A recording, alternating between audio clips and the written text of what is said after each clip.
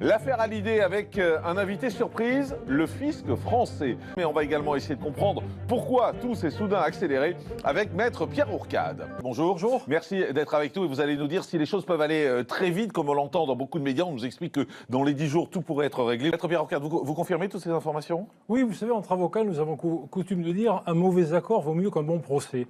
Alors on parle depuis ces derniers jours de négociations et je ne doute pas qu'il y ait eu une négociation en coulisses.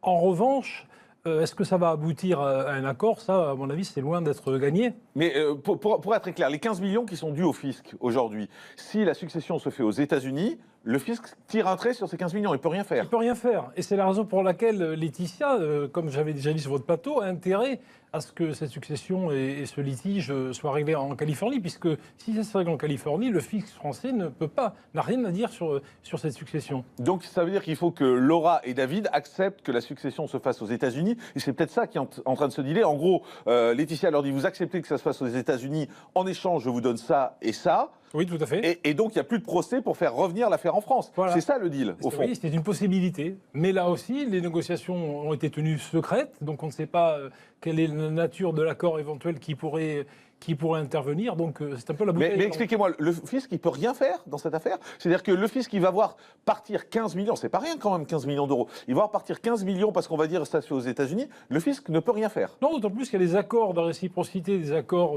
fiscaux entre la France et les États-Unis. À savoir que si une succession est réglée en Californie en l'occurrence, eh ben, elle n'a pas été à être réglée une deuxième fois en France. Donc le fisc est le cocu dans l'histoire, si je puis dire. Oui, et le fisc, lui, aimerait bien, évidemment, encore beaucoup plus que Laura et David, que tout ça se passe en France, bien évidemment. Mais le fisc ne peut pas attaquer, par exemple. Le fisc n'a pas les moyens d'attaquer et de dire, pour nous, Johnny est français, Johnny a gagné cet argent en France, non. Et la succession doit se faire en France. Le fisc ne peut pas faire ça. Le fisc, il doit attendre une décision en France, la décision d'un tribunal français. On entend beaucoup sur les chaînes info, parce que les chaînes info ont beaucoup parlé de tout ça. Moi, j'entends dire, oui, mais ils aimeraient que tout soit réglé d'ici la sortie de l'album, c'est-à-dire dans une dizaine de jours. Ça vous paraît crédible qu'il y ait un accord dans les 10 jours? Que ça aille aussi vite? Pas vraiment, non.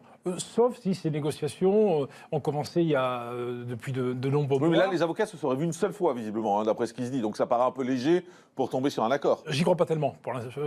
Aussi vite, aussi rapidement, régler tout ce litige aussi rapidement, ça me paraît peu probable. Mais enfin, on ne sait jamais. Oui, normalement, il y a une date clé, c'est le 30 novembre. C'est la prochaine date du procès. Et c'est, si j'ai bien compris, vous m'arrêtez si je dis une bêtise, mais je crois que c'est ce procès qui va décider si c'est la loi française ou la loi américaine qui va s'appliquer. Oui, Jean-Marc. Alors, le 30 novembre, le tribunal de grande instance de Nanterre va déclarer uniquement s'il est compétent ou pas.